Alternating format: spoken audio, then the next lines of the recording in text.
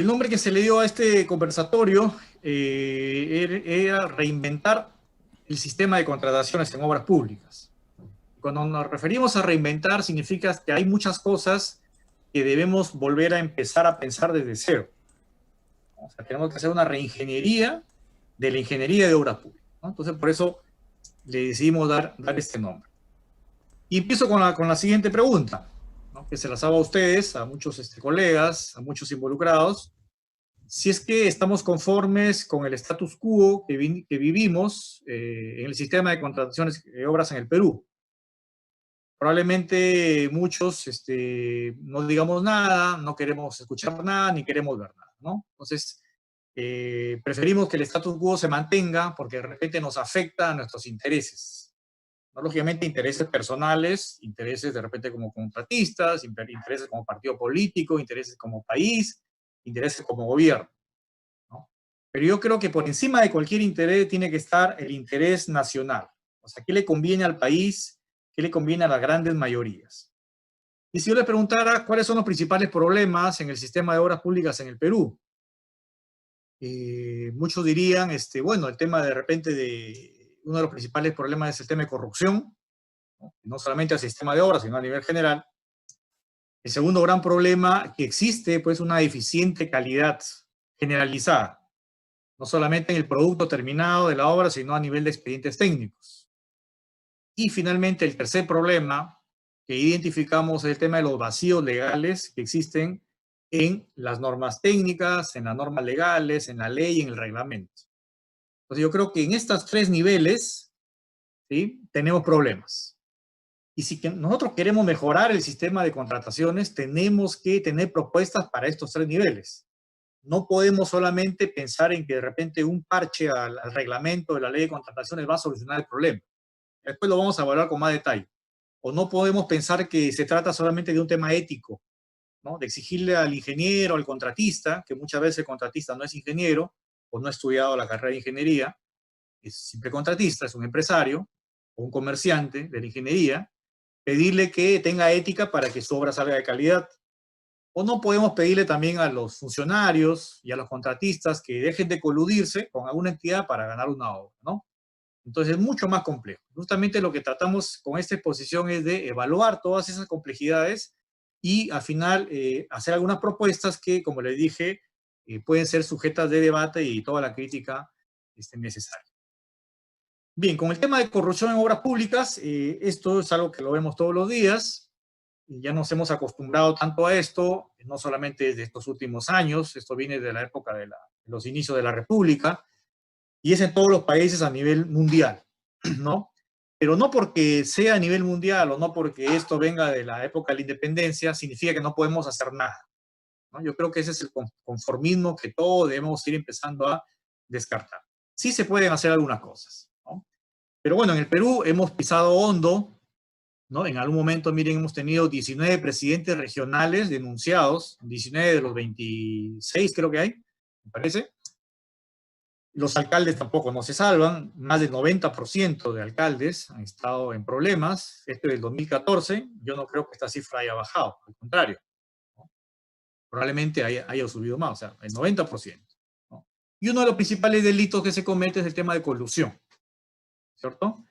Entre una persona interesada, lógicamente, en beneficiarse económicamente con alguna obra y un funcionario que, lógicamente, quiere enriquecerse ilícitamente, ¿no? Y esto salpica no solamente a funcionarios a nivel del alcalde, sino del gobierno regional, sino también a las más altas autoridades, ¿no? Como son los congresistas e inclusive también, pues, presidente de la República. Y esto lo vemos cuando ya empiezan a ver los direccionamientos.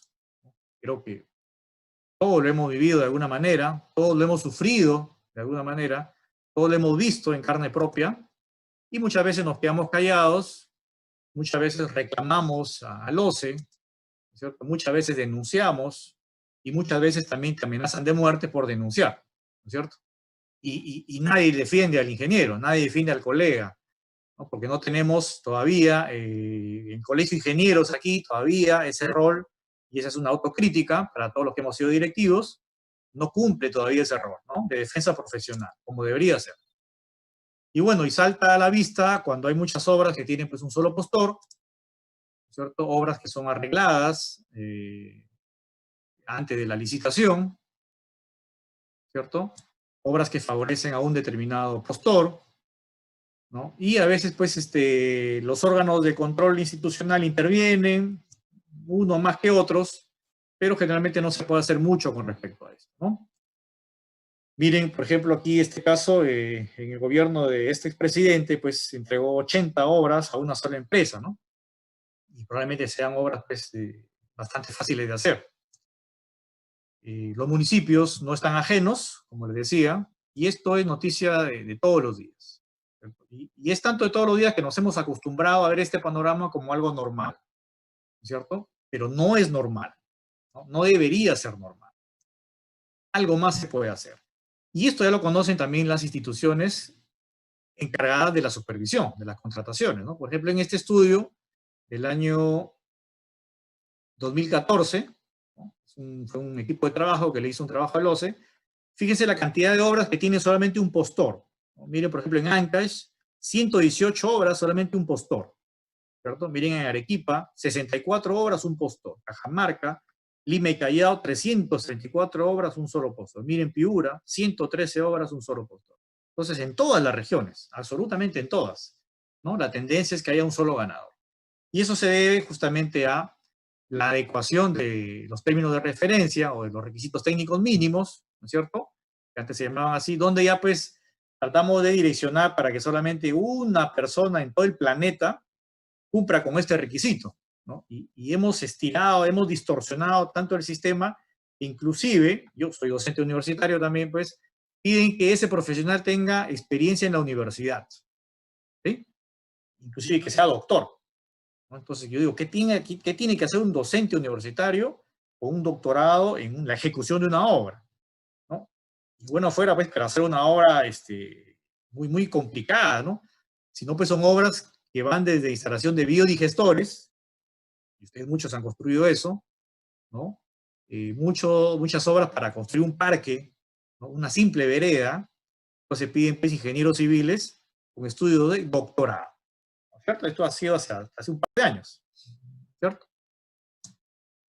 Y bueno, y tanto es así el problema de los direccionamientos que ya hemos caído muy bajo, muy, muy bajo, y que me disculpen las personas que de repente se puedan sentir aludidas, pero el tema no es personal, el tema es sistemático, donde ya están pidiendo pues ingenieros civiles colegiados, ¿no es cierto? Pero que se presenten a la obra como si fueran maestro de obra, ¿no es cierto? Entonces, esto ya me parece que sí, si alguien cometió este error, nunca más debería haber esto. Honestamente, para mí este es un insulto a la profesión y es algo que también el Colegio de Ingenieros tiene que hacer en forma masiva, ¿no? ¿Cómo nos pronunciamos contra esto? Como repito, no quiero herir susceptibilidad de nadie, yo ataco al sistema porque atacar personas en forma individual no tiene sentido, ¿no? Tampoco es culpa de ellos de repente, ¿no? O piden también contadores, por ejemplo, que también tengan título de ingeniero civil, ¿no? Entonces, miren cómo se ha distorsionado tanto el sistema. ¿Por qué? Porque el sistema permite todo ese libertinaje para poder direccionar una determinada obra y que un solo postor gane. Otro de los grandes problemas que hemos tenido, que ahora ya ha bajado un poco más, es el tema de las cartas fianzas, ¿no? En el año 2012, pues, fue todo un problema, se denunciaron cientos de casos a nivel nacional, pero aún así hay todavía por ahí algunas casuísticas que están relacionadas con los vacíos legales que hay en el tema de las cartas fianza, ¿no?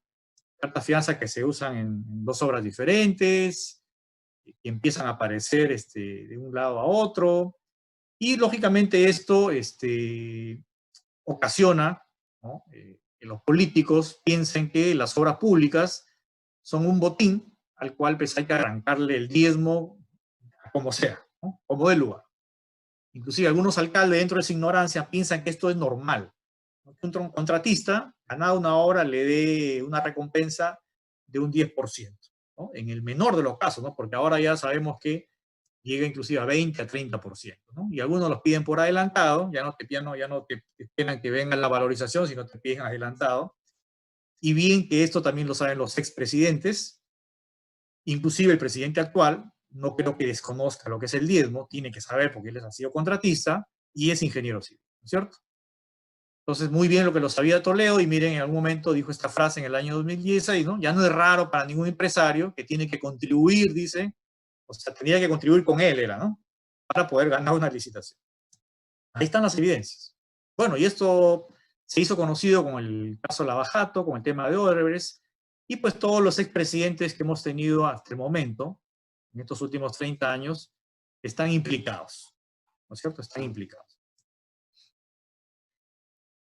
Y en algún momento, pues, quisiéramos siquiera de que alguien reconozca su falta, ¿no? Esto pasó en México, un candidato que se lanzaba nuevamente a la alcaldía, y bueno, pues al menos reconoció su error, ¿no? Reconoció su delito, ¿sí? Y para mí, pues habría que hacer un monumento, ¿no? Porque para empezar a reconocer, para empezar a cambiar algo, primero hay que reconocer el error. Si no reconoces el error, sencillamente estamos en cero. Entonces, ¿cuánto quisiera yo que algún día algún funcionario, algún político diga esto, ¿no? Si yo robé un poquito, me disculpan, me voy a prisión, pero esto tiene que cambiar. Y esto lo sabe la Contraloría, lo saben los órganos de control. En algún momento el Contralor Chac, ¿no? Mencionó, declaró que ser alcalde del Perú es un gran negocio. Bueno, pues si es un gran negocio, ¿qué hacemos nosotros para controlar eso? La Contraloría ya ha quedado muy limitada por su norma, por su ley, ¿no? Que después vamos a hablar sobre el tema de quiero compartirles este video que realmente me causó mucha indignación cuando me lo enviaron por ahí, donde muestra pues la indignación de un contratista, de un consultor, ¿no? Cuando se ve chantajeado, ¿no? Se ve amenazado y prácticamente obligado a pagar una coima para que le paguen su valorización. Y probablemente muchos de ustedes que están escuchando esta conferencia hayan vivido esta situación. Y muchos de ustedes de repente hayan sido funcionarios públicos y han visto esta situación, ¿no? A ver, solamente un par de minutitos. Ese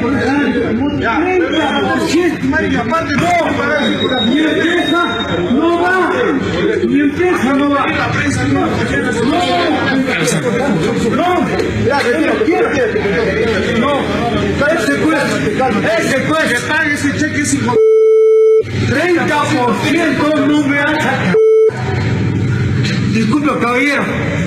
Municipalidad. 30% no te voy a dar. 30% no te voy a dar. 30% no te voy a dar. ¿Quién ha pedido 30%? ¿Quién ha pedido 30%? Que la gente está robando 30%. ¿Quién le ha pedido 30%? El alcalde. No quiere pagar. ¿Por concepto de qué? El alcalde está ahí, mis cheques estén ahí. Mis cheques estén ahí. Y no me quiere pagar. Yo como empresario. Entonces, muchos de ustedes estoy seguro que han vivido esto. A veces los buenos contratistas, los ingenieros, pues estamos entre la espada y la pared. No podemos hacer nada, no sabemos a quién recurrir. Esto lo conoce el Estado, lo conoce la Contraloría, lo conoce el OCE, pero sencillamente nadie dice nada para ver cómo lo solucionamos esto en forma sistemática, ¿no? Y los casos de corrupción son cientos y miles todos los años. Fíjese este nivel de indicadores que tenemos, 27.000 funcionarios, ¿no? Denunciados a nivel nacional por un tema de corrupción. Y probablemente más del 50% de estos funcionarios estén relacionados con el tema de obras públicas. Entonces la pregunta es muy simple. ¿La Contraloría, los órganos de control estarán en capacidad de poder investigar, denunciar todos estos casos? ¿El Poder Judicial tendrá esa capacidad también? Ya rebalsó a los sistemas de control. Entonces tenemos que pensar en otras formas, en otros mecanismos. Bueno, la corrupción ya es el segundo problema del Perú después de la delincuencia, ¿no es cierto? Ahora yo le agregaría más bien con esto de la pandemia los sistemas de salud pública. Prácticamente han quedado desnudados toda la salud pública nacional. Y si antes estaba aquí creo que en sexto lugar, pues ahora de repente va a pasar a tercer lugar, ¿cierto?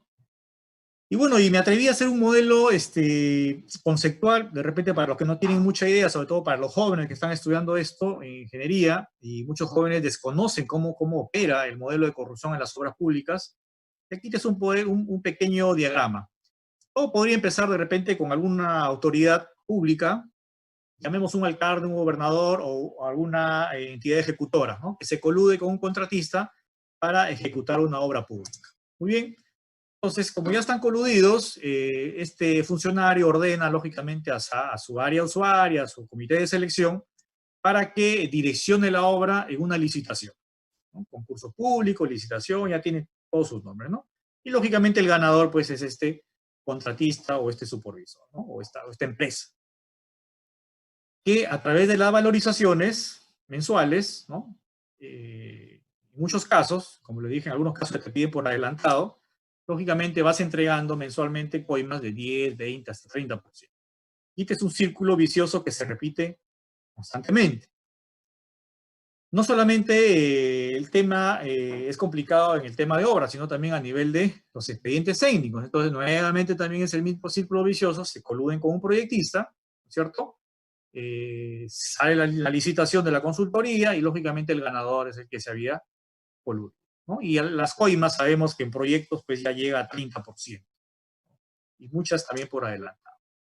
Entonces, lo más lógico, ¿no?, es que si ha habido este tema, lo más lógico es que esta empresa que hace el proyecto o este proyectista pues se despreocupe de la calidad del expediente técnico también, ¿no es cierto? ¿Por qué? Porque sabe que se lo van a aprobar de todas maneras, ¿no es cierto? Porque si no, esta coima no existiera. Entonces, lo más probable es que hayan deficiencias técnicas, y esto va a producir adenda, va a producir ampliaciones de plazo, mayor metrado y toda la causística que ustedes muy bien conocen, ¿no? Podría haber también una sobrevaloración, ¿no?, premeditada dentro de los costos unitarios, y eso se produce generalmente cuando el mismo contratista es el que hace el estudio, ¿cierto? Yo hago el estudio, el expediente, lo firma otro, pero yo gano la obra. ¿Bien? En el mejor de los casos, la obra pública va a salir muy bien, en el mejor de los casos, pero por lo general tenemos obras de mala calidad, tenemos obras abandonadas y tenemos obras en arbitraje, ¿cierto?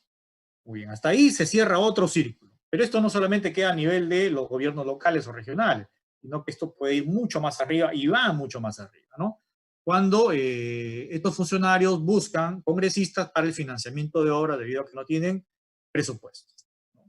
Entonces los congresistas entran a las carteras, conversan con los ministros y también pues hay una colusión, ¿sí?, con una empresa que va a ganar esa buena, ¿no? Inclusive los congresistas o los ministros le dicen, bueno, a ese fulano le vas a dar la obra. Y la coima más o menos está entre el 3 a 5%, según lo que tengo entendido.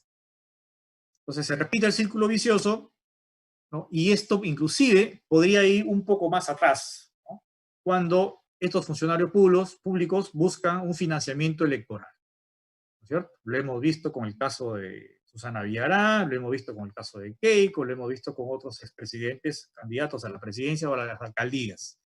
Y lógicamente esto también salpica a los mismos presidentes de la República. Entonces, este es un modelo bastante rápido donde se muestra pues todo el círculo, todas las aristas que existen en el sistema de obras públicas. La pregunta es, ¿en dónde empezamos a cortarlo?, ¿no? Y aquí podríamos tener un debate de horas. ¿Cómo hacemos para que este círculo vicioso no se repita? ¿Dónde pondremos los cortes? ¿Dónde hacemos los controles? ¿No es cierto? Es muy complejo. Es muy complejo, pero al menos ya lo tenemos aquí en forma gráfica para los que no conocían este tema. En algún momento, IDL Reporteros también hizo por ahí un esquema mental sobre la microcorrupción de cada día, y donde pues los funcionarios públicos, alcaldes, gobernadores, utilizaban una ruta informal, ¿cierto?, para llegar a lo más alto del Estado y para pedir financiamiento para sus obras. Lógicamente ese financiamiento no era gratis, ¿no? Entonces, en este sistema se pierden miles de millones de soles. Miren cómo ha ido aumentando. En la época de Toledo, 21.000 millones de soles se perdieron en corrupción. García, 37.000, Humala, 59.000. PPK, en 2017, 14.000. ¿No? Habría que esperar que termine el gobierno de Vizcarra, los analistas digan, bueno, ¿cuánto se perdió en tema de corrupción en las obras públicas? Y no solamente en las obras públicas, ¿no?, sino miren ahora cómo está pasando con el tema de emergencia. Esto, lógicamente, erosiona los cimientos de toda sociedad, produce pérdidas millonarias y impide que nosotros seamos un país desarrollado. Impide que nosotros seamos un país desarrollado. En algún momento, tanto nos acostumbramos a esto. Esta es una encuesta del año 2012, ¿no?, donde el 23% de peruanos cree que las coimas son necesarias. Yo creo que esto es en forma general, yo creo que esto es más. Yo creo que esto es más. Si hiciéramos esta encuesta, y ahí de repente es un trabajo para el Colegio de Ingenieros, el capítulo de Ingeniería Civil, sobre todo, hacer encuesta de percepción a nivel nacional, ¿no? ¿Cuántos ingenieros creemos que es necesario dar una coima para dar una obra? Ha sido una respuesta sencillísima. Yo estoy seguro que el 90% diría que es necesario. Entonces, miren cómo estamos. Bien, entonces hasta ahí dejamos el tema de corrupción. El siguiente gran problema es el tema de deficiente calidad. ¿Ya? Calidad en la elaboración de los expedientes y en la ejecución de las obras. Dos cosas totalmente diferentes, pero que están ligadas tremendamente, ¿no? Entonces, empezamos con los expedientes. Esto también es noticia de todos los días, ¿no? Ejecutan obras con expedientes técnicos mal elaborados. Algunas noticias de Chiclayo, donde soy yo. Expedientes técnicos incompletos. Esto es, me parece que es en Piura, ¿cierto? Pérdidas millonarias por mala elaboración de los estudios, ¿no? Deficiencias en expediente técnico podrían afectar la ejecución de obra vial. Por supuesto que afectan, por supuesto que afectan. Y a veces los contratistas se ven obligados a incumplir, ojo, entre comillas, el expediente técnico para hacer bien la obra. También hay casos de ese tipo, ¿no? Pero que la juegas, ¿no? Que la juegas, porque por ahí te podrían denunciar por no respetar el expediente técnico, inclusive. Hasta esos extremos hemos llegado, ¿no? Y lógicamente, si una obra tiene un mal expediente técnico, se ejecuta mal y por lo tanto en la recepción de obra, las operaciones van a aparecer pues por centenas. Los grandes proyectos no son ajenos a esto, ¿no? Se licitan obras sabiendo que también hay vicios en los expedientes técnicos, ¿no? Y la razón es, oye, ¿por qué, no? ¿Por qué un alcalde, un gobernador quiere licitar como sea una obra? Bueno, ya lo sabemos todo, ¿no? Bueno, la mayoría de noticias son del norte, pero esto, como les dije, no escapa a la realidad a nivel nacional. Y en muchos casos, y probablemente ustedes lo habrán vivido, muchos ingenieros son presionados, sobre todo ingenieros de planta, de carrera, para firmar expedientes que saben que están mal, ¿no? O porque le dice, ingeniero, ¿sabe qué? Tiene que avalar este expediente de 10 tomos, porque si no, mañana esto va a Lima, se pierde el dinero y ya no tenemos para la obra. Entonces el ingeniero pues, de planta tiene que revisar un expediente de 5 archivadores en una sola noche. Y por lo general termina solamente dándole un visto bueno y pasa por todas las oficinas, ¿no? Un expediente creo que tiene como 5 a 10 vistos buenos. Y ninguno de esos vistos buenos le da un valor agregado. ¿Sí? Así estamos. Y esto también lo sabe la Contraloría, ¿no? Estas son estadísticas, ¿no? Son fuentes oficiales. El 90% de los expedientes tienen deficiencias. Entonces, la noticia, ¿no? Amerita de que las obras públicas en general, para mí, se declaren en emergencia nacional, ¿ya? Se declaren en crisis. ¿Se imaginan si saliera por ahí una noticia que diga el 90% de los diagnósticos clínicos en los hospitales públicos del Perú están equivocados? ¿Se imaginan esa cifra?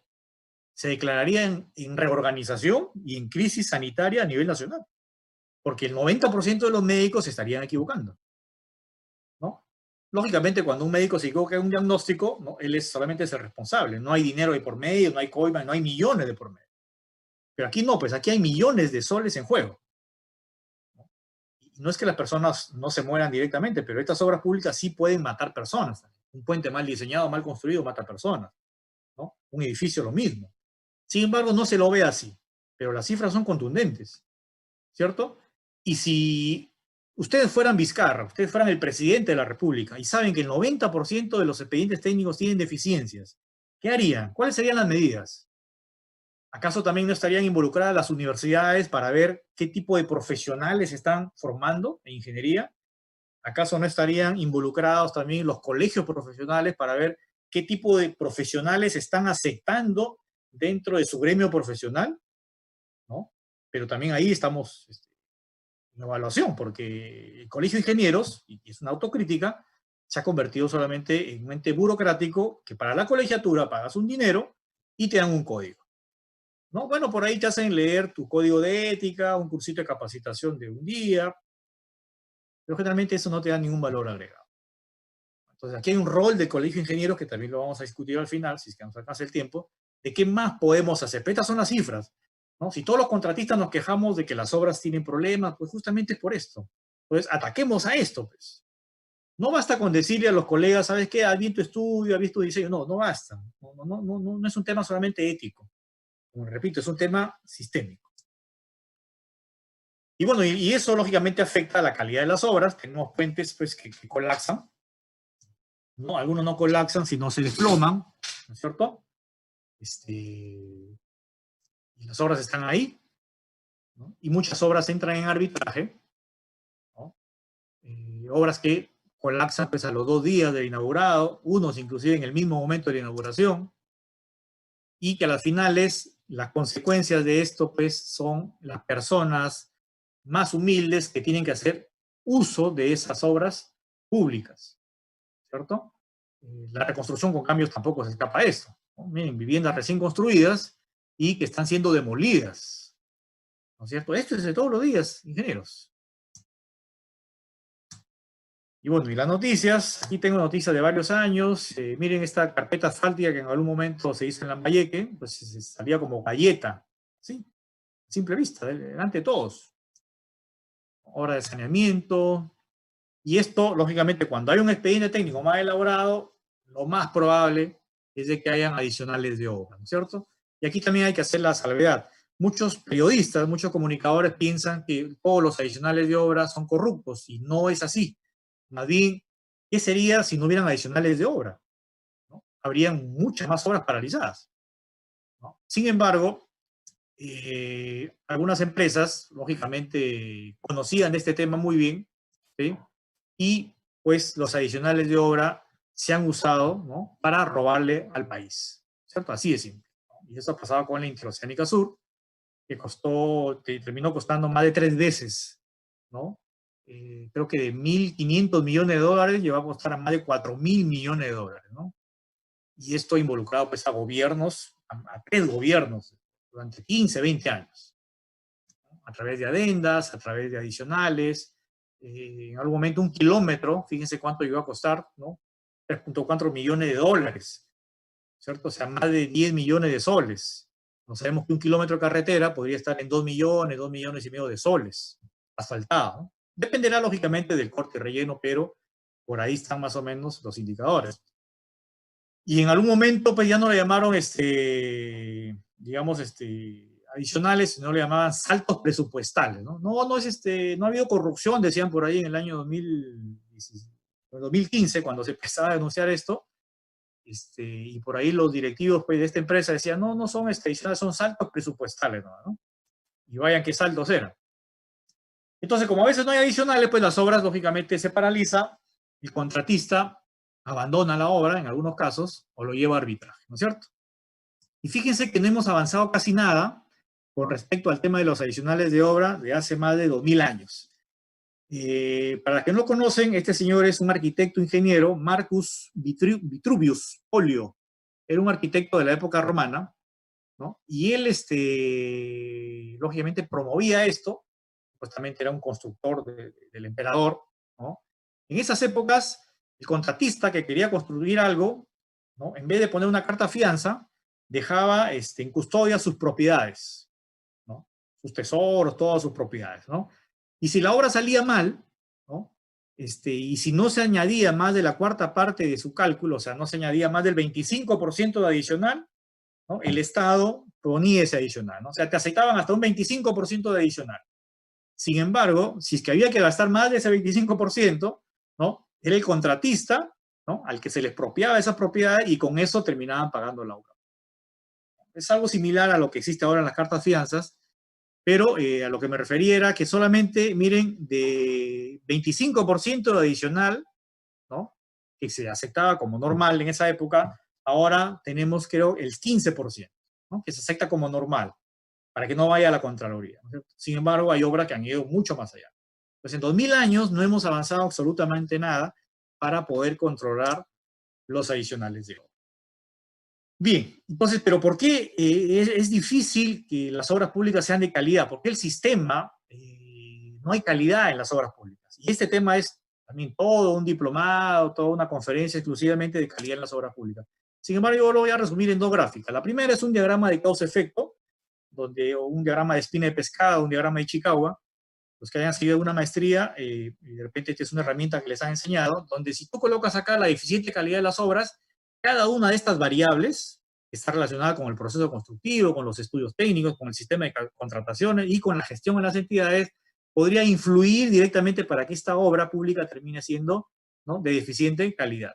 Entonces, basta que te falle una variable, una sola espina de pescado, sencillamente esto va a hacer que esta obra colapse. Entonces, si tú quieres asegurar que una obra pública sea de buena calidad, tienes que asegurar que todo esto esté bien. Entonces, eso no es solamente trabajo del contratista, señor. Eso no es solamente trabajo del supervisor, no es solamente trabajo del proyectista, no es solamente trabajo del alcalde. Es mucho más que eso. Y los que conocen el círculo de Deming, que es la mejora continua, para enfocar el tema de gestión de calidad, el primer cuadrante del círculo de Deming que aplica para cualquier tipo de proceso, para cualquier tipo de industria, y las obras también no están ajenas a eso, es el cuadrante de la planificación. Entonces, yo antes de hacer algo, yo planifico. Entonces, si quiero hacer una obra pública, muy bien. El Estado quiere hacer una obra pública, muy bien, hay que planificarla. Entonces, encargo a alguien que la planifique, que diga qué cosa tiene que hacerse, que diga cómo tiene que hacerse, que diga cuánto va a costar y que diga en qué tiempo se va a ejecutar. Entonces, la persona que hace eso, o el ente que hace eso, es el proyectista o el consultor, ¿cierto? Y muchos de ustedes son proyectistas y consultores. Después viene el segundo cuadrante, que significa, bueno, ¿quién hace lo planificado? O sea, ¿quién hace lo que este señor dijo que debería hacerse? Muy bien, el constructor, ¿no? Ustedes también, ¿no es cierto? El constructor. Podría ser también la misma entidad por administración directa. El tercer cuadrante, muy bien, y ahora, ¿quién verifica que las cosas se hagan bien? ¿No? ¿Quién verifica que las cosas se hagan de acuerdo a lo planificado? ¿Quién es el inspector o supervisor? La pregunta es, ¿se conocerá el supervisor con el proyectista? Difícil, ¿no es cierto? Complicadísimo. ¿Se conocerá el proyectista, el supervisor con el contratista? Bueno, se conocerán el día de firma de contrato, tal vez, o en el día de la entrega de terreno.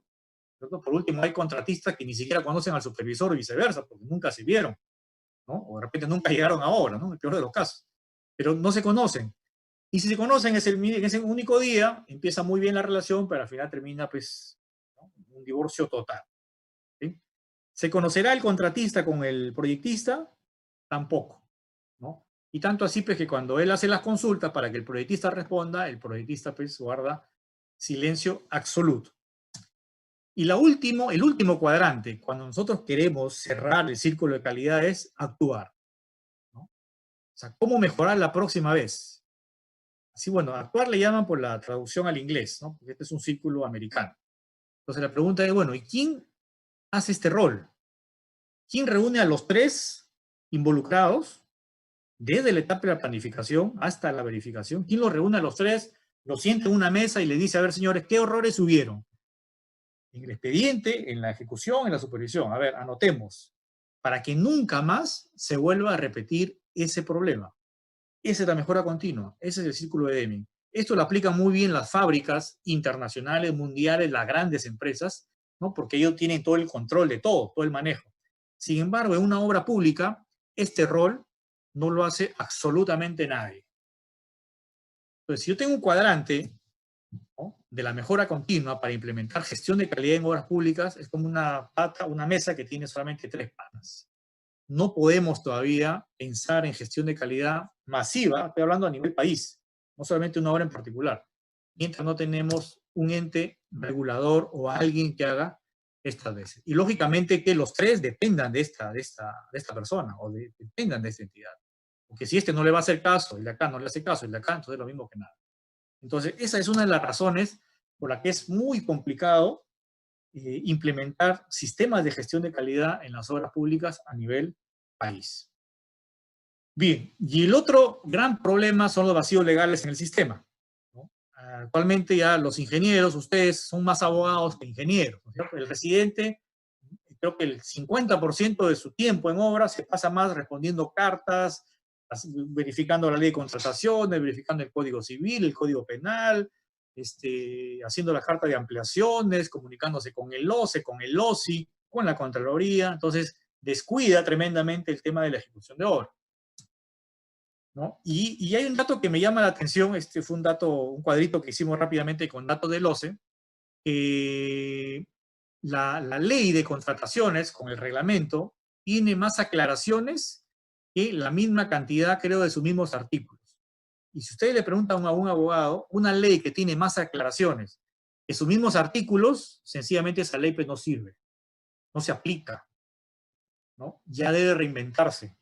Lo que estamos haciendo es ponemos parches todos los años, 2017, 2015, creo 2013, parche sobre parche sobre parche, ¿no? Y es una ley de contrataciones general para todo, ¿no? Desde licitar papel hasta una obra de 1.000 millones de soles, ¿no es cierto? Lógicamente con su capítulo específico de obras públicas pues no alcanza, no es suficiente.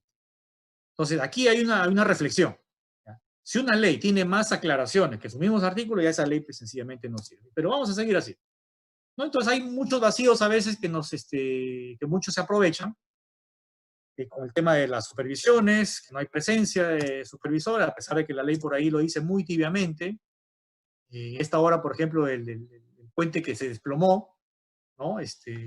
Fue ganada por un doctor, por un consultor, un doctor, me parece, que tenía doctorado, creo que en Inglaterra, en Oxford, no sé, y ese señor pues nunca llegó a la obra, solamente usaron su currículo para ganarla. Bueno, aquí están las consecuencias.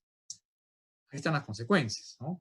Y esto lo vemos también todos los días, ¿no? Y son noticias recientes, ¿eh? 2018, 2019. Bueno, el tema de consorcios también es un poquito que se tiene que evaluar muy bien, porque el tema es, bueno, ¿cómo le damos la oportunidad a empresas pequeñas, ¿no es cierto?, para que ganen experiencia cuando pongo los requisitos así, de abismales. Entonces la empresa pequeña, ¿no?, se une con una empresa grande para ganar la obra. Sin embargo, la empresa pequeña ejecuta la obra. Pues solamente le sirvió el currículo para ganarla. Y como no tiene experiencia y ganó una obra muy grande, sencillamente esa obra termina siendo desastrosa. Entonces, ¿cómo regulamos el tema de los consorcios? También ahí falta mucho que debatir.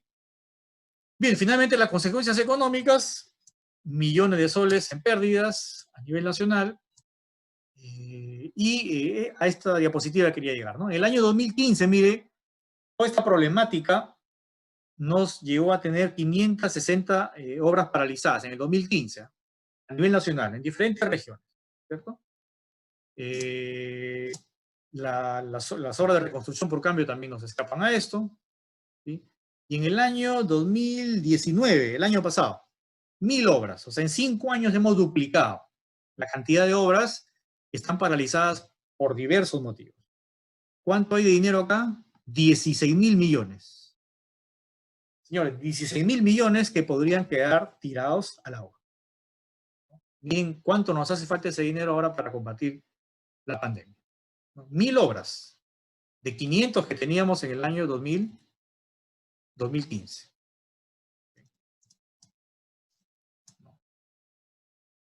Y bueno, esta noticia por ahí salió hace unos días. Y miren cómo sentimos ahora la pegada, ¿no? Si esos 14 hospitales, que creo que son más a nivel...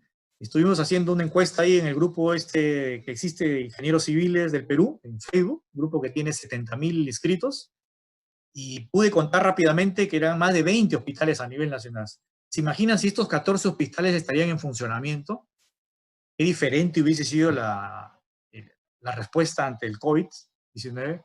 Entonces, aquí es cuando nos damos cuenta de que las decisiones que un profesional tome, de que las decisiones que tome un funcionario público, ¿no?, le pasan la factura tarde o temprano a la población. Inclusive hasta uno mismo se puede haber sentido afectado porque de repente por ahí hemos tenido un familiar que ha estado con el COVID y sencillamente no había hospitales para poder atenderlo adecuadamente.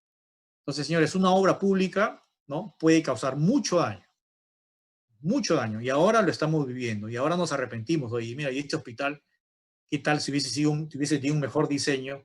¿Qué tal si no hubiese habido coima? ¿Qué tal si no hubiese habido adicional? ¿No? ¿Qué tal si hubiese habido una mejor supervisión, una mejor construcción? ¿No? Probablemente muchas vidas se estarían salvando. Bueno, el problema es muy, muy complejo, muy complejo. Esto amerita foros de foros, ya no tanto para analizar, sino para plantear soluciones, plantear alternativas, ¿no? Porque esto involucra, como decía yo, no solamente al Colegio de Ingenieros, sino inclusive al mismo sistema de cómo elegimos a nuestras autoridades políticas, ¿no? Acuérdense que el alcalde, el gobernador, ¿no es cierto?, financia su campaña y buscan recuperar ese dinero. Y a donde tiran, donde ponen los ojos son a las obras. ¿Qué clase de políticos nos están representando? Y muchos estarán viviendo este problema con la calidad que tienen de gobernadores o de alcaldes en sus respectivas ciudades. Entonces, el tema es muy complejo, requiere un cambio sistemático. A la final ¿cuál es el efecto final? Bueno, que causa perjuicio a la calidad de vida de la población. ¿Sí? Y estaremos tan mal, fíjense, yo discrepo con esto, de que estamos tan mal, de que lo mejor que se le ocurre al gobierno es traer empresas extranjeras, señores, para que nos hagan hasta colegios de un piso. ¿Sí? Colegios de inicial, de primaria, hasta de un piso, van a ser ejecutados por estos contratos de gobierno a gobierno. Me parece que Inglaterra y Francia por ahí ya han ganado preliminarmente, ¿no? Y esto no es, estas cifras no son nada despreciables, ¿no? Son miles de millones de soles. Si bien es cierto, en este paquete hay obras muy complejas, hospitales, por ejemplo, podría ser, o obras de drenaje pluvial, ¿no?, de metrópolis, que me parece que también podría ser, pero para construir colegios de un piso, de dos pisos, yo creo que aquí sí se le fue la mano un poquito al gobierno, ¿no? Y no sé si el Colegio de Ingenieros, no sé si Capeco habrá dicho algo sobre esto, me parece que esto no deberíamos permitirlo. La ingeniería peruana, señores, sí es buena, ¿cierto? Pero algo más está pasando, ¿no?, que haga que los efectos que tenemos de las 1000 obras abandonadas, ¿no es cierto?, estén así. Algo mal estamos haciendo. Pero ya creo que esto, pues, desnuda la crisis que tenemos en el Perú. Bien, entonces, vayamos a las propuestas, ¿sí? Estas propuestas en algún momento se le hicimos llegar al presidente Vizcarra con un documento, cuando fuimos directivos en el Colegio de Ingenieros. Son propuestas que se vinieron elaborando hace mucho tiempo, inclusive con otros presidentes de capítulo del norte. En varias oportunidades nos reunimos con Cajamarca, con Piura, con La Libertad, y se hicieron por ahí un resumen de algunas alternativas. Pero cualquier propuesta que se haga, ¿sí?, tienen que trabajar en base a estas tres aristas. ¿Qué propuestas tenemos para esto? ¿Qué propuestas tenemos para el tema de calidad? ¿Y qué propuestas tenemos para los vacíos legales, ¿no? Como decía al comienzo, no basta poner un parche a el reglamento de la ley de contrataciones, no basta poner un artículo más. Ayudará en algo, pero no te va a arreglar el sistema en forma general. Se necesita una reforma integral, ¿ya?, que no lo va a hacer solamente el OCE, no lo va a hacer solamente el MEF, no lo va a hacer solamente el Colegio de Ingenieros. Bueno, como les decía, ahí están los cargos, en algún momento se enviaron al MEF también, esto fue en el año 2014, muchos presidentes de capítulo del norte participaron en esto. Aquí está el cargo que se le envió a Vizcarra en el año 2018, con muchas de estas propuestas. Y bueno, lo lamentable es que no tuvimos una respuesta formal, ¿no? Nosotros teníamos la esperanza de que, bueno, Vizcarra, siendo ingeniero civil, él conoce el problema, sabe del problema, y yo creo que tenemos una oportunidad valiosísima, porque si el presidente Vizcarra no cambia el sistema, yo no creo que otro presidente lo entienda y lo vaya a hacer. Bueno, y dentro de una de estas propuestas era esta de acá, la primera, que de cajón, como les había dicho, si tenemos más aclaraciones que artículos, yo creo que ya es hora de pensar en una ley propia, exclusiva para obras públicas, con todo un reglamento y con todas las casuísticas habidas y por haber. Para eso justamente está una ley exclusiva para obra pública, ¿no?, con todas las casuísticas que se presentan. Porque aquí hay cada caso que hay que estar consultándole al OCE. A veces en los foros internos que tenemos por redes, WhatsApp, se preguntan algunas cosas que son casos únicos que nadie se les había ocurrido. Entonces, esta es la razón por la que creo ya deberíamos independizarnos. No es lo mismo una compra de papel, como les decía, no tiene la misma casuística que una obra pública de 200, de 300 millones de soles. Una obra pública tiene muchas variables que podrían afectarla.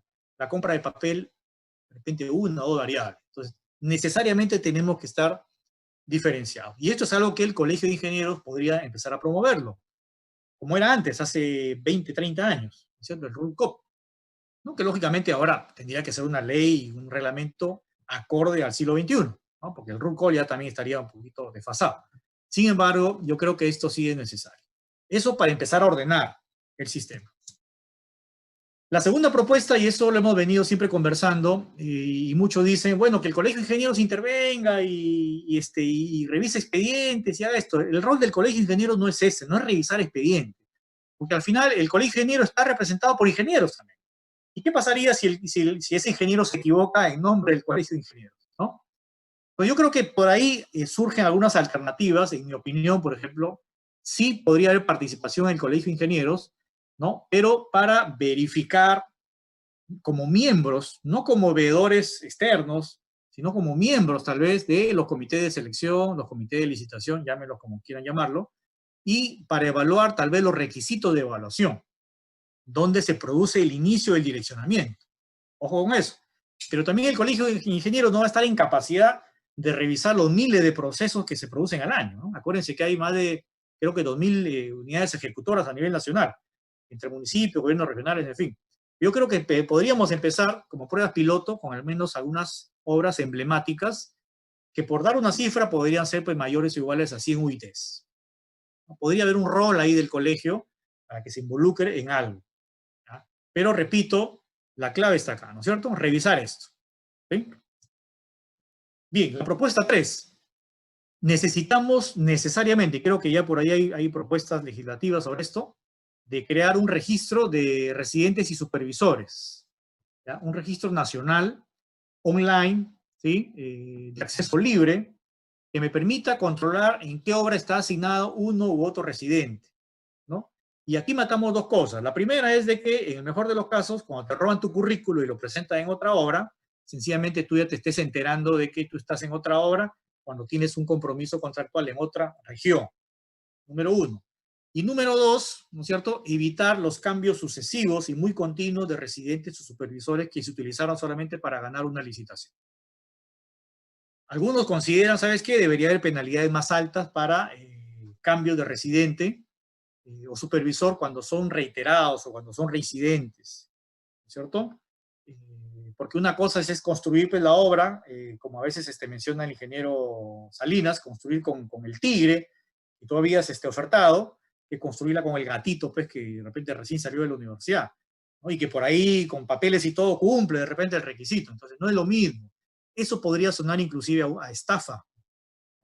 Es como si tú ahorita en la pandemia compras una mascarilla N95, ¿no es cierto?, 3M, y te envían otra mascarilla N95 de repente hecha en Taiwán, y no sabes si cumplen o no todos los protocolos, y te dicen, pero es la misma, ¿no? Tiene el certificado, ¿no? Pues, pero yo he pedido 3M, ¿no? Por dar una marca. Entonces, lo mismo tiene que verse en el tema de obras públicas. Tú ofertaste a un determinado profesional, y asegúrate que ese profesional vaya contigo a la obra y se mantenga en la obra, porque si no, las penalidades podrían ser muy altas, ¿no?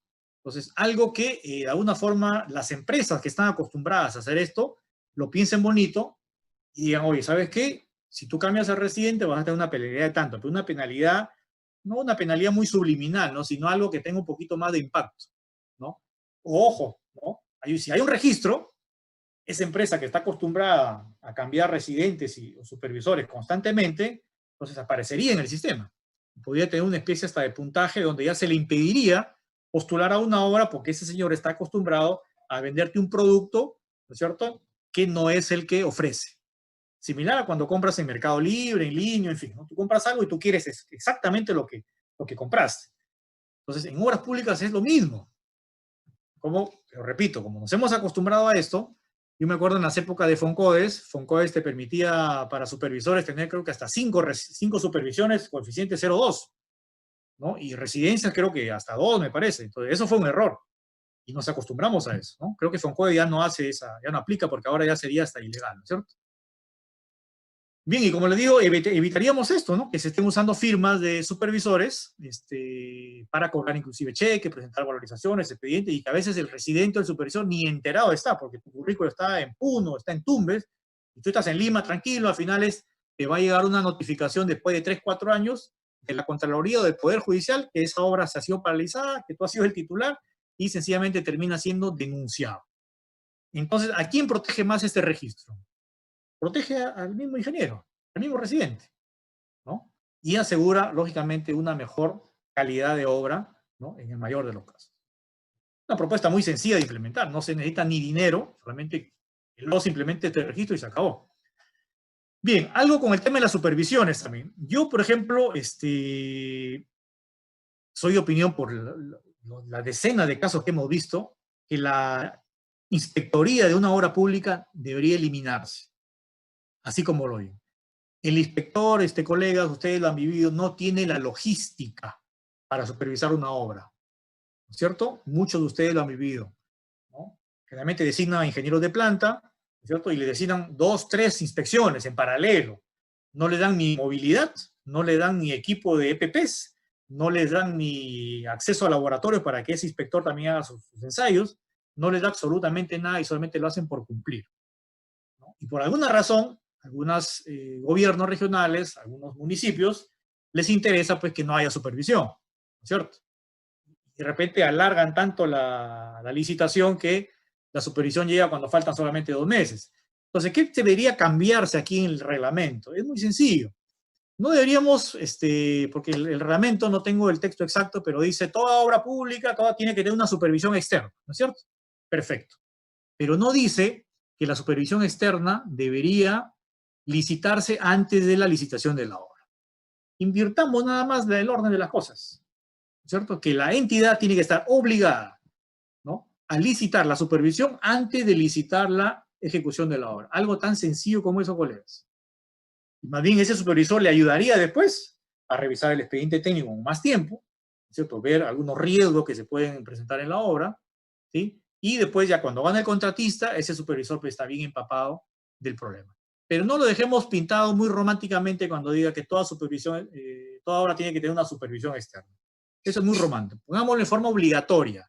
La supervisión tiene que ser obligatoria, licitada antes de la licitación de la obra. Inclusive aquí el OCE, ¿cierto?, podría condicionar, cuando una entidad licita una obra pública, le dice, ¿ya licitaste la supervisión? No, ¿sabes qué? Entonces todavía no te puedo autorizar para que licites la obra. Algo tan sencillo como eso. Pero por alguna razón, repito, muchos no quieren que las supervisiones se liciten adecuadamente. Bueno, esto también fue una propuesta que inclusive se la enviamos a la SBS, nos respondió que no se podía, que no estaba en sus facultades, porque yo creo que sí, las cartas fianzas deben ser de acceso público para las entidades que puedan consultar en forma online directamente. Tiene que haber un registro abierto de esto. Entonces, con esto cerramos todas las cartas fianzas falsas o que se estén utilizando en 2 obras en paralelo. Creo que ya en esto se avanzaba algo, pero todavía me parece que no es muy general. Propuesta 6, si queremos ajustar un poco más también el tema de direccionamientos, es de que en una licitación mínimo deberían haber 3 postores. Digamos, hagamos era un poquito más difícil, ¿no? Al menos hasta en la primera y segunda convocatoria, ¿no? Algunos dirán, no, pero en las obras muy complicadas técnicamente, un túnel, una represa, bueno, está bien, pues, dejemos ahí. Pero una pista, una vereda, un parque, ¿no es cierto? Una posta médica de un piso, ¿no es cierto? ¿Es correcto que haya un solo postor? ¿No? Bueno, si le pongo que tenga un doctorado en geología para hacer una vereda, ¿no? O a veces pongo, la vez pasada había una propuesta por ahí, una licitación que pedía una empresa que solamente haya hecho 5 parques, ¿no? 5 parques, y una obra de edificación no entraba ahí, o sea, esa experiencia no servía. O sea, el que ha hecho edificios de 10 pisos, 20 pisos, no le servía esa experiencia para hacer un parque. Entonces pedía, no, la empresa tiene que hacer 5 parques. ¿No? No pues, ¿no?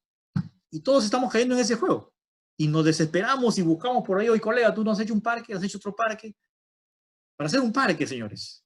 Entonces, en el Perú, miren, los indicadores son estos, ¿no? Tenemos 1.4 postores por obra. En Chile tenemos 6 postores por obra, ¿no? Entonces, ahí existe la democratización, ¿no? La libre participación. Si ustedes leen los principios de la ley de contratación, es un principio muy bonito, muy romántico, excelentes son los principios, los mejores principios, ¿no? La libre participación, la transparencia, todo muy romántico, pero en la hora de la hora, pues estos son los indicadores. Entonces, ¿de qué nos sirven tantos principios si el reglamento no aterriza las cosas para tener que esos principios se puedan cumplir en la realidad? Entonces, pongámosle esto, mínimo 3 postores, hagámosela más difícil de repente a la entidad que quiere direccionar. Bueno, en primera convocatoria, ya, En segunda, ya en la tercera, ya pues lo que haya, ¿no? De repente por ahí es una obra tan especial que solamente un postor puede cumplir, pero no a la primera, ¿cierto? Bien, algunos indicadores. El otro gran problema es que todavía no encontramos la fórmula mágica, ¿no? Para decir quién es el mejor postor, cuál es la mejor oferta económica, ¿no? Por ahí, lo que estamos acostumbrados es que el 90 y el 110% se salen, ¿no? Que están fuera de la campana. Escuché al ingeniero Tapia que decía que debería ser el 100%. Otro presta que diga, no, hay que dejarlo libre de lo que el contratista ofrezca. Si él ofrece hacerlo con el 50%, que lo haga. Para eso está su carta fianza, pero eso sí, esa carta fianza, si no me lo hace, yo se la cobro inmediatamente, sin opción a reclamo, sin medir, sin que el banco le acepte una medida cautelar, que es lo que pasa, y al final la entidad se queda en el aire porque ni siquiera puede cobrar la carta fianza, ¿no? Es bien complicado cobrar una carta fianza, ¿no? Existen muchas medidas cautelares, entonces el sistema no acompaña. Yo creo que sí tenemos que encontrar un mecanismo que de repente proteja al Estado de alguien que se quiere desviar demasiado, pero podríamos trabajarlo de repente con la propuesta económica que tenga la mejor desviación estándar, ¿no es cierto? Pero aquí, para hacer esto, tenemos que transparentar un poco más la información y, por ejemplo, en todas las bases tendrían que entregarse todo el capítulo de costos unitarios, ¿sí? Todo el capítulo de... Podríamos entregar el monto total de la obra, ¿no? Todo el capítulo de costos unitarios, pero sin precios. Sin precios. Solamente las cantidades, los insumos, pero sin precios unitarios de los insumos. Para que el contratista al menos tenga el trabajo de meterlo todo en su S10, ¿no es cierto? Es más, hasta yo le podría dar el archivo en S10 para que lo exporte nada más. Facilitemos el trabajo al contratista y que el contratista haga ingeniería técnica en gabinete. Que él plantee sus propios costos. Entonces yo creo que al menos ganamos de que los contratistas vamos a revisar el expediente técnico como debe ser. Pero si lo dejamos al 90%, señores, ningún contratista revisa el expediente técnico. Eso lo conocemos, ya lo sabemos. El Estado lo sabe. Todos nos vamos al 90%. ¿No es cierto? Y nuevamente ya hemos vuelto a el tema de los sorteos. ¿Cierto? Entonces hasta en los sorteos se hace tráfico. ¿Cierto? Por ahí me he encontrado algunas modalidades cómo estafan en el tema de los sorteos, ¿no? Y sale por ahí el papelito cuya temperatura está más frío, bueno, en fin. Entonces, esta es la fórmula mágica que todavía no encontramos. Yo creo que este es un tema muy técnico, que hay que sentarse a debatir en todo un conversatorio exclusivamente sobre esto, ¿no? Y encontrar la mejor opción que nos asegure que la propuesta económica de ese contratista es la más idónea y la más adecuada y sobre todo que la va a cumplir. Bueno, propuesta 8, y esto también es un tema polémico, creo que este congresista dio una conferencia el año pasado en Lima, tal vez, no sé si será ingeniero civil, de repente está enfocando un poquito distorsionado el tema de la responsabilidad penal, sobre todo para los supervisores, pero yo creo que sí se puede crear algo más, y esto se soluciona con un registro de proyectistas, ¿sí? Con un reglamento de proyectistas, ojo con eso, ¿eh? Reglamento de proyectistas, porque en mi opinión, un ingeniero joven que recién egresa de la universidad no podría ser proyectista, por la sencilla razón de que no conoce cómo se construye algo en la realidad. Entonces debería haber categorías, y eso es lo que yo le digo a los alumnos de la universidad. Lo primero que tienen que hacer cuando salgan a la universidad es ir a trabajar a campo como asistente y vean todos los procesos. Unos 5 años como trabajar como asistente, como campo, podrías optar, si pasas a ser proyectista, si te gusta más estar en gabinete, o pasas a ser ingeniero residente o ingeniero supervisor. Entonces, eso, señores, debería estar normado, ¿no? Y no esperemos que por ahí salga un congresista que pida cárcel, ¿no es cierto?, para proyectistas que han hecho mal sus cosas. Yo creo que sí podría haber sanciones también para los proyectistas que hacemos mal las cosas, porque no es posible que un proyectista haga mal un expediente que termina paralizando un hospital, que va a afectar a miles de peruanos que se van a morir porque no tienen esa atención para el COVID, y ese proyectista sencillamente siga firmando proyectos para el Estado. Entonces necesitamos tener un registro con indicadores de desempeño, con puntajes tipo brevete. Si tienes problemas en tu expediente y se demuestra que tuviste una mala praxis, muy bien, cada vez tu puntaje se va reduciendo hasta que en algún momento quedas inhabilitado a contratar con el Estado para hacer un proyecto, ¿no? Es más, por ahí podría venir una multa tan fuerte, ¿no?, que te duela y a tal punto que nunca más en tu vida vas a firmar un expediente que tú no hayas revisado como debe ser. Entonces, esto podría ser un disuasivo para asegurarnos que los expedientes salgan bien, ¿no es cierto? Pero así como está, no podemos seguir, salvo que pues esperemos que un político, si te equivocaste, de frente te meten preso, cuando no han entendido las razones por qué los expedientes técnicos se hacen mal. Y esto pasa en otros países europeos, fíjate, esto es en España, una noticia del 2009, donde ya hay un fiscal, ¿no es cierto?, que quiere meter preso a un ingeniero que diseñó mal una curva, así como lo oyen, ¿no? ¿Cuántos nosotros los ingenieros somos proyectistas en carreteras y no nos hemos dado cuenta de la importancia de esto, ¿no? Pero en España ya lo están viendo. ¿Por qué? Porque la vía mata más gente, ¿cierto?, por accidentes, por mal diseño, no por exceso de velocidad, ¿no? Mata más gente que los asaltos a mano armada de repente en determinado país. Entonces, en países más desarrollados lo están viendo. Este enfoque me parece que hay algo rescatable de esto, porque al menos creo que alguien se está preocupando, pero de repente el tema penal no era enfoque necesario, ¿no? Correcto. Pienso que esto podría ser un poco más podría tener un poquito más de impacto. Bien. Bueno, esta propuesta también en algún momento la sacaron del reglamento, de ahí la pusieron. En su momento hubo una exageración con este tema de los grados de magíster y doctor, ¿no? Y estos grados, señores, no son grados profesionales, son grados académicos. Porque yo puedo ser bachiller, no soy ingeniero, y tengo un doctorado y tengo una maestría. Entonces, las entidades han confundido esto y piensan que alguien que tiene una maestría y un doctorado es un mejor profesional. No es así. ¿Ya? Esa es mi opinión. Este es un grado académico. Lo que pasa es que las universidades no dictan segundas especialidades. Las segundas especialidades son lo que deberíamos exigirle a las universidades que dicten en el caso de las ingenierías. Así como los médicos. Los médicos no hacen ni maestría ni doctorado, salvo los que están en docencia universitaria. Ellos hacen especialidades en algo y tienen un nuevo registro.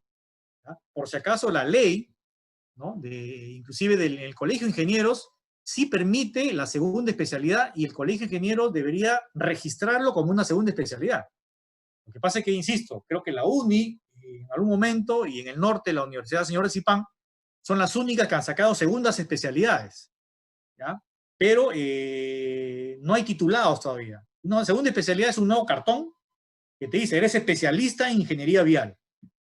Inclusive tienes un nuevo registro con un nuevo código, como especialista en ingeniería vial, repito, así como los médicos. Entonces, como no hay esta oferta del mercado, la mayoría de universidades se lanzó a dictar maestrías y doctorados porque eso era lo que necesitaban sus profesores. Entonces, como no hay otra cosa en el mercado, yo me voy a hacer mi maestría y mi doctorado. Yo mismo he hecho ese tipo de estudio. Pero yo creo que esto ya no debería considerarse, ¿no es cierto? En el mejor de los casos podría ser de repente en la elaboración de expedientes que podría ayudar en algo, ¿no? Pero para mí el fuerte debería ser esto, segundas especialidades. Y esto es lo que el Colegio de Ingenieros debería estar promoviendo. Ingeniería civil puede sacar segunda especialidad en hidráulica, pavimentos, en geotecnia, en suelos, en hidrología, en todas las áreas. La carrera de ingeniería civil es muy grande. Los 5 años nos quedan muy cortos para poder estudiarla, ¿cierto? Bien, dar más facultades al OCE para eliminar requisitos. Prácticamente el OCE se ha convertido en un órgano solamente burocrático, sobre todo en regiones, donde todo lo derivan a Lima. Muy pocas veces resuelven las cosas a favor del que apela, entonces ya ahora nadie apela, ¿no? Encima que hay que pagar. Eso parece que debería pues, descartarse, desterrarse todo. Yo tengo que pagar para denunciar la corrupción. O sea, ¿dónde estamos, no? El sistema no ayuda a los profesionales que quieren hacer la cosa bien. Con respecto también a los expedientes técnicos, ¿cómo aseguramos que el 90% de expedientes técnicos no estén mal hechos, pues? ¿No? Tenemos que empezar a hacer algo más. No basta darle al jefe de obras, al de infraestructura, que le ponga el visto bueno. Necesitamos obligatoriedad, y así debe decirlo las nuevas normas que están por ahí planteando. Tiene que haber obligatoriedad de evaluadores externos, pero tal vez no para todos los expedientes de obra, porque sería un trabajo demasiado grande. Empecemos también con obras grandes. De repente, para expedientes técnicos mayores a 100 UITs. De repente. Pero nos aseguramos que al menos haya un segundo responsable como evaluador, ya no solamente el proyectista, sino el evaluador, ¿no? Que asegura que ese producto terminado esté en óptimas condiciones. Los vicios ocultos también se podrían arreglar, ¿no? Los metrados y todo lo demás. En caso de obras a suma alzada, ¿no? Para mí debería haber un mayor plazo para evaluar las propuestas, porque una cosa es suma alzada, otra cosa es costos unitarios. En una obra suma alzada, el riesgo lo está corriendo el contratista. Entonces no tiene tiempo para revisar el detalle del expediente. Entonces necesita, pienso yo, una mayor cantidad de plazo para que tenga tiempo de visitar la obra, tenga tiempo de revisar esos costos, tenga tiempo de revisar ese cronograma, las especificaciones y hacer todas las consultas que debe haber. Por eso es que la propuesta es que debería haber un mayor plazo para hacer la presentación de las propuestas. Bueno, obligatoriedad de incluir costos de calidad, ¿no? Así como suena, costo de calidad, y este es un tema bastante debatible, este es un paradigma que tenemos que ir rompiendo. La calidad no puede esperanzarse solamente en el buen juicio de que el contratista la vaya a hacer o no la vaya a hacer, ¿no? Tiene que estar documentada en el expediente técnico, con costos, inclusive hasta con protocolos, donde yo como proyectista le obligo a un contratista a implementar esos protocolos de calidad para determinadas partidas. No estoy hablando de especificaciones técnicas, ¿eh? Las especificaciones técnicas están ahí, y muchos las copiamos y las pegamos. Estamos hablando de protocolo de calidad que tienen que ser de cumplimiento obligatorio. Así como ya hay protocolos en seguridad y salud ocupacional que ya cada vez ha calado más la conciencia de los contratistas, entonces también tenemos que pensar en costos de calidad, ¿no? Y lógicamente la gestión de riesgo, que también es una de las propuestas que estamos haciendo. Bueno, estamos en la propuesta 11, me faltan solamente unas 4 propuestas y termino con esto. Bueno, y esta es una de las más polémicas. El sistema está tan enredado y tan complejo que necesitamos algo más que pueda tal vez cerrar ese cuadrante que yo le decía, el círculo de Deme, que es una Superintendencia Nacional de Obras Públicas. Algunos dicen que es muy burocrático y todo lo demás, todo lo que quieran, es debatible. Pero yo estoy seguro que el Perú no sería lo que es ahora, por ejemplo, si no hubiese habido una SUNAT en su momento. En su momento tuvo mucho rechazo, mucha crítica, mucha burocracia. Pero yo creo que el Perú no sería lo que es ahora, ¿no?, si no tuviéramos una superintendencia de administración tributaria. ¿Y por qué? Porque hasta ese momento, pues, el tema tributario estaba en crisis. Actualmente, señores, las obras públicas, insisto, están en una crisis nacional. Para mí deberían declararse en emergencia. Y necesitamos hacer algo diferente a lo que venimos haciendo para tratar de controlar todo el sistema. Lógicamente, ¿podría haber corrupción acá? Por supuesto que va a haber. Pero al menos tendríamos un ente normativo, ¿no es cierto?, que absorbería al OCE, ojo con lo que digo, absorbería parte de la Contraloría, porque de repente por acá habrá algunos colegas contralores. La Contraloría, señores, no ha sido creada ni ha sido diseñada para supervisar obras públicas o para revisar expedientes técnicos. Ojo con eso. Esa no ha sido su razón original. Esa no es la razón de la Contraloría. Y eso también hay mucho que conversar, ¿no? La razón de la Contraloría ha sido fiscalizar el desempeño del funcionario público en el uso no adecuado de los recursos. Pero como es tan complejo el problema de las obras, que ahora ya le están asignando algunas funciones a la Contraloría, por ejemplo, para que me revise un expediente técnico después de 5 años. ¿De qué me sirve, digo yo, que me revise la Contraloría un expediente después de 5 años cuando la obra ya está ejecutada? Muchos ingenieros están siendo denunciados por esto, ¿no? Y el ingeniero Elías Tapia lo mencionaba en su conferencia hace unos días, de que hay muchos jóvenes que desconocen el proceso constructivo y que denuncian por cualquier cosa.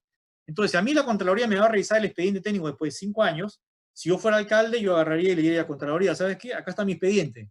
Revísalo. Tú revísalo. No en 5 años, revísalo ahorita antes de que lo licite, por favor. ¿Qué te va a decir la Contraloría? No, no es mi función. Oye, pero total, tú revisas después de 5 años y antes dice que no es tu función. Ahí existe el vacío legal. Entonces, esta SUNOC cogería esas funciones de la Contraloría, el tema de expedientes, el tema de obra, el tema de fiscalización, el tema del reglamento. Esta SUNOC sería la encargada de crear la nueva ley de contrataciones, el nuevo reglamento de contrataciones. Absorbería al OCE. Y lógicamente, pues, esta SUNOC tendría que estar liderada, no tanto por abogados o economistas, ¿no es cierto?, o contadores, sino por profesionales de la ingeniería que conocen definitivamente el problema de las obras públicas, ¿sí? La idea es que tenemos que encontrar un nuevo mecanismo de control para asegurar que las obras públicas cumplan con su objetivo de calidad. Acuérdense de eso, ¿no? ¿Qué cosa es una obra pública? ¿Cuál es su objetivo final? ¿Sí? Pero si tenemos 1000 obras paralizadas, sencillamente no estamos cumpliendo con el objetivo final, pues. Esto no es un tema nuevo. Chile en algún momento en el año 2012 ya lo mencionaba.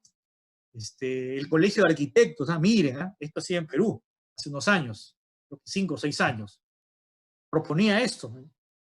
Entonces, bueno, nosotros tomamos esa idea, hicimos por ahí unas consultas y sí es factible, ¿no? En Lambayeque le hemos propuesto esto, pero lógicamente un capítulo, ¿no? Una región, pues una golondrina no hace el verano, ¿no? No va a cambiar el sistema.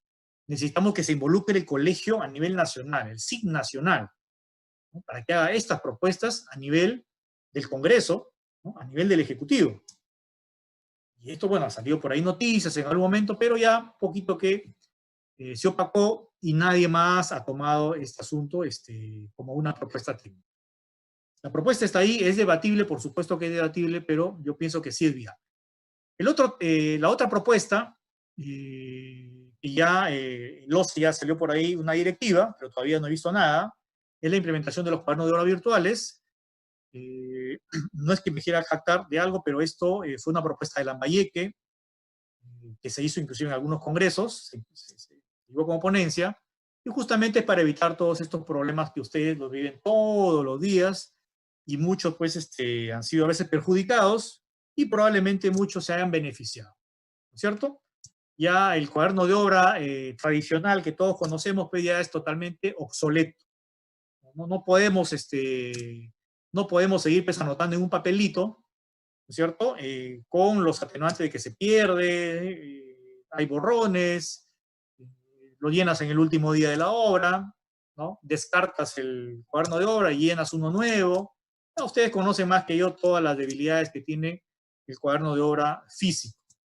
Esto a nivel latinoamericano, no todos los países lo tienen, yo diría que en Sudamérica creo que ninguno, y buscando por ahí, bueno, México es uno de los que lo ha implementado ya hace algunos años, allá le llaman bitácora electrónica de una obra pública, inclusive ya están pidiendo que esta bitácora sea de acceso abierto, ¿ya? O sea, que sea de acceso libre para todos, pero no lógicamente para que todos anoten, ¿no? Aquí solamente tiene que anotar igual el residente y el supervisor, con clave de acceso, pero todos los órganos de control tienen derecho a saber qué es lo que está pasando en una obra en Puno, en Tumbes.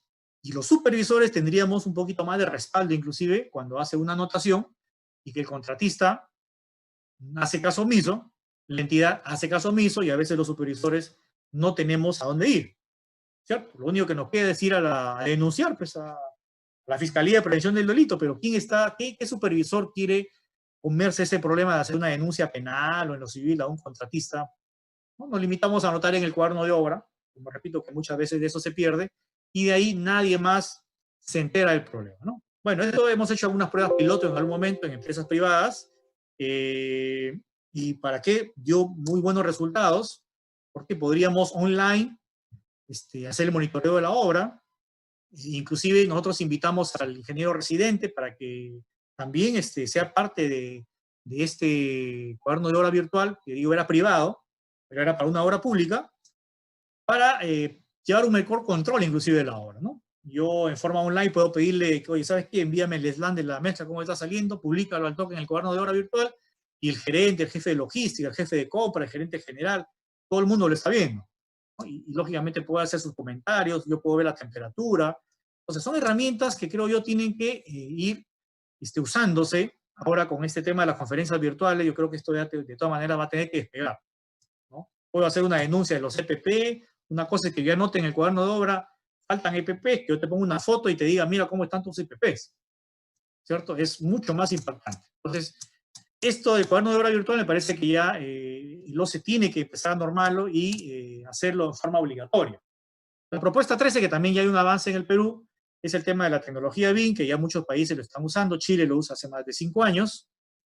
En otros países de Europa lo están ya haciendo obligatorio para obras millonarias, ¿no? A partir de 5.5 millones de euros, ya es obligatorio el uso del BIM, ¿no? Inclusive para postular, ¿no es cierto? Y a los proyectistas también. Acá Sencico, con el Ministerio de Vivienda, ya han hecho alguna adaptación, han hecho algunas propuestas, y esto es lo que se viene, ¿cierto? Una propuesta adicional, la gestión de riesgos en las obras públicas, también esto es parte de todo un diplomado, todo un curso, una conferencia adicional, pero aquí también hay un tema de enfoque que no lo están haciendo. El nivel de gestión de riesgos en una obra pública, ingenieros, no solamente se tiene que ver a nivel de la ejecución de la obra como tiene ahora la directiva del OCE, tiene que verse en todas estas etapas. ¿Ya? Primero, los niveles de riesgo en la elaboración del expediente técnico. ¿Quién tiene que estar gestionando estos niveles de riesgo? ¿El contratista? No. ¿Quién tiene que estar gestionando los niveles de riesgo en los procesos de licitación? ¿Quién tiene que gestionar los riesgos a la ejecución? ¿Y quién tiene que gestionar los riesgos inclusive la liquidación y rescisión de obra? Entonces, todos estos niveles de riesgo tiene que alguien estar gestionándolos. Y un riesgo, por definición, es todo evento, ¿sí? Todo evento que de presentarse, ¿sí? Va a alterar, ¿sí? O va a ocasionar que los objetivos, ¿sí? De una determinada obra no se cumplan. Cualquier evento. Entonces, cuando uno hace análisis y gestión de riesgos, evalúa la probabilidad de ocurrencia y el impacto y al final saca un presupuesto de cuál es el monto del riesgo, ¿no? En función a eso se decide si la obra pública debería licitarse o no licitarse. Eso pasa, por ejemplo, en Colombia. Aquí en el Perú no hay eso, solamente hay una evaluación cualitativa nada más. Hasta ahí llega la directiva, pero eso también debería mejorarse. Y los riesgos afectan a todas estas áreas. Puede afectar al alcance, puede afectar al costo, a la calidad o al plazo. Entonces, cualquier evento que se produzca en cualquier etapa del ciclo de vida de un proyecto que afecta a cualquiera de estos cuatro áreas, es un riesgo que tiene que evaluarse y alguien, alguna entidad, alguna área dentro de una entidad, tiene que estar monitoreándolo. No solamente los riesgos tienen que hacerse cuando ya la obra se ejecuta. Señores, cuando la obra se ejecuta ya no se puede hacer nada. Los riesgos tienen que controlarse mucho más antes, desde la etapa de la elaboración del expediente, desde la etapa de la licitación, en la construcción y, por supuesto, después en la liquidación.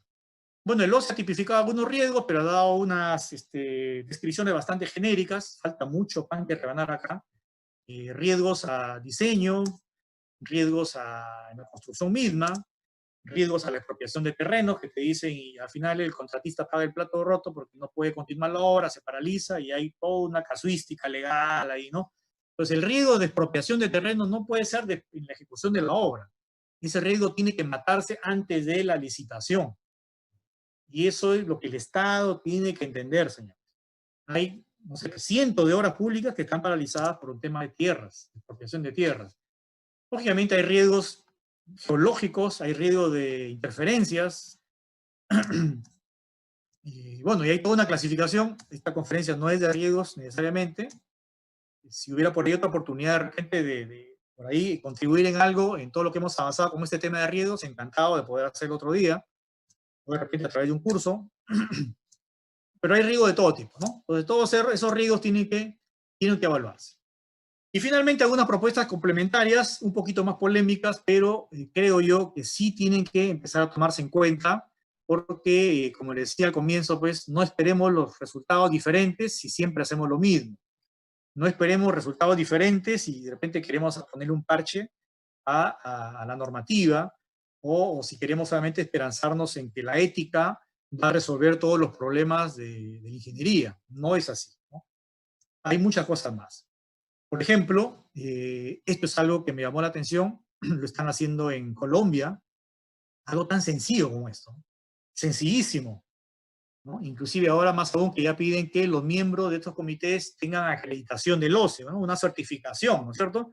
Pero una certificación que te metes a un curso, lo estudias, te aprendes el reglamento y nada más. Pero no hay una certificación de la calidad de personas que están dirigiendo millones de soles en obras públicas. Entonces, en Colombia lo han entendido muy bien y ya están lanzando esta iniciativa, ¿no es cierto? Algo tan sencillo como eso. Lógicamente, los que no quieren van a decirse, no, que los derechos humanos se van a regar las vertiduras y todo lo demás. Repito, si queremos mejorar el sistema, tenemos que tener unas medidas un poquito más radicales, si quieren usar esa palabra. Y para no ir muy lejos, acá en el año 2009 ya están implementando el tema de la policía. Así de sencillo. Sencillamente el que no quiere postular, el que no quiere someterse a esta prueba, muy sencillo, se somete a la prueba del polígrafo, no se somete, no postula. Muy bien, acá podría ser algo similar, ¿no? Si los miembros del comité de selección, el que quiere ser miembro del comité de selección, muy bien, pasa tu prueba del polígrafo y no te hemos enviado a la cárcel, no ha pasado nada, sencillamente tú no puedes ingresar a hacerle daño al Estado. Inclusive, esto podría extrapolarse más y podríamos aplicar también a los políticos de turno. ¿Por qué no? ¿Por qué no? ¿Quiénes no van a querer? Bueno, ya veremos quién no querrá, ¿no? Y si no quieren, debe ser por algo.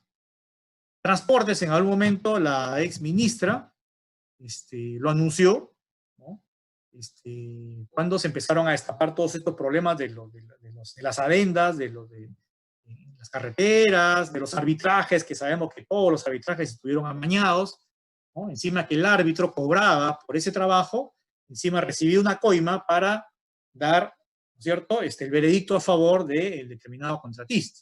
Entonces, miren ese robo, ¿no? Se cobraban por los dos lados. Entonces, propusieron esto, la verdad que no sé si lo habrán implementado, creo que no, porque después se vino ya el cierre del Congreso, ahora la pandemia, de repente no ha habido ningún avance, pero ya está en agenda, ya está en la carpeta eso. ¿Deberíamos continuar? Yo creo que sí. Bueno, si queremos ir más allá todavía, Bolivia, bueno, Evo tiene, como todo presidente, cosas buenas, cosas malas, y están pensando esto, ¿no? ¿Te imaginas si esto le dijeran a un ingeniero, a un residente, a un proyectista, a un funcionario? Oye, ten cuidado, ¿eh? Porque lo que más quieres en tu vida profesional es tu título, porque los títulos sí nos han costado. A muchos nos han costado 5 años, a muchos nos han costado 7 años, ¿no? Nos ha costado sangre, sudor y lágrimas tener un título profesional, y tal vez sea lo que los profesionales más queremos, ¿no? Inclusive lo colgamos en nuestras oficinas y todo lo demás. Entonces, ¿qué pasaría si le decimos esto? Oye, ten cuidado, porque podrías perder tu título para siempre. O sea, no estamos hablando de una inhabilitación temporal en el colegio, no. Sencillamente que ese título no sirve para nada. Tendrás que volver a estudiar la carrera que decidiste estudiar. Algo muy disuasivo, ¿eh? Muy disuasivo. Entonces, ¿por qué no? ¿Por qué no pensar en esto? Lógicamente habría que reglamentarlo como debe ser, ¿no? Hay comportamientos reiterados que ya son delictivos. Bueno, algo que estuvo planteando PPK en su momento, me parece que tiene que profundizarse un poco más allá, más que esto. Hay normas también anticorrupción a nivel mundial, la ISO 37001, podría empezar a darse puntajes a las empresas que tengan esto, pero que no sea solamente en el papel, ¿no? Sino que realmente lo cumplan, una especie de ISO. Y por supuesto que la academia también pues no está ajena a esto, ¿no? Las universidades tienen mucho que hacer, pienso yo. Tenemos 5 años que tenemos la oportunidad de formar adecuadamente a un profesional. Y no solamente me refiero a temas técnicos, sino a temas éticos. La ética no se puede enseñar en un curso, pero sí se puede moldear durante 5 años a una persona que está bajo el auspicio, de repente, de una universidad. Sí se puede hacer. Bueno, y finalmente, como les decía, el rol del Colegio de Ingenieros del Perú, y uno de sus artículos lo dice muy claro, ¿no? Nosotros tenemos la responsabilidad, ¿no?, de promover la existencia de una ingeniería técnicamente competente.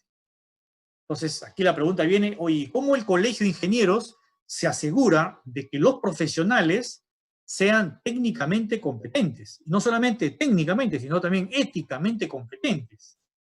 Ese es el principal rol de un colegio profesional. Y repito, de esto no estamos haciendo, yo diría, absolutamente nada. No estoy hablando de dictar un curso de capacitación, no solamente estoy hablando de eso, estoy hablando de mucho más, cosas mucho más grandes, ¿no? De que la persona que sea colegiada, ¿no?, debería tener tal mérito de que, así como pasa en Estados Unidos, cualquiera no es colegiado en Estados Unidos, ¿no? Además te colegias en diferentes regiones, si estás colegiado acá, en un estado, no puedes ser colegiado en el otro estado, tienes que volver a colegiarte. Entonces, esto amerita un cambio también profundo en los estatutos del Colegio de Ingenieros, y por ahí voy a soltar 2 ideas que por ahí también se vienen promoviendo en redes, ¿no? De que de repente necesitamos un colegio solamente de ingenieros civiles del Perú, por toda la problemática que tenemos, ¿no? O por ahí de repente necesitamos una federación de ingenieros civiles también, que se está proponiendo por ahí por los medios. Yo creo que necesitamos hacer algo más, ¿no? Y aquí hay un rol que no se está cumpliendo. Bien, colegas, espero no haberlos aburrido con esto. Muchos los temas, muchas de las propuestas, estoy seguro que son polémicas. El resumen es que si seguimos haciendo lo mismo, no vamos a tener resultados diferentes, ¿no? El cambio es sistemático, el cambio es global, pero alguna entidad tiene que empezar a dirigir tiene que empezar a reencaminar el rol de la ingeniería civil, el rol del colegio profesional, el rol de las universidades, ¿no? A través de un cambio integral. Bueno, eso es todo de mi parte. Creo que hemos estado 1 hora con 40 minutos. Espero que haya algo de tiempo de repente para algunas preguntas. Repito, yo no soy experto en todos los temas, ¿no es cierto? Lo que sí estoy convencido es de que necesitamos involucrarnos masivamente para luchar con este flagelo, ¿no? Para mejorar el sistema de contrataciones y que el objetivo de calidad, ¿no?, de una obra pública se cumpla, ¿no? Pensando en que el cliente no es la persona que a mí me paga. El cliente, el contratista, es el usuario final, ¿cierto? El transportista que va a usar esa carretera es el estudiante que va a usar un colegio o que va a hacer uso de repente una persona pobre de un sistema de saneamiento en algún determinado pueblo. Bueno, muchas gracias colegas a todos y bueno, a su disposición para poder intercambiar algunas... Ingeniero Manuel, muchas gracias por su ponencia. Vamos a darle el paso al ingeniero Elías, que tiene un par de comentarios que hacer. Ingeniero. Muy bien, Manuel, muy cierto, felicitaciones.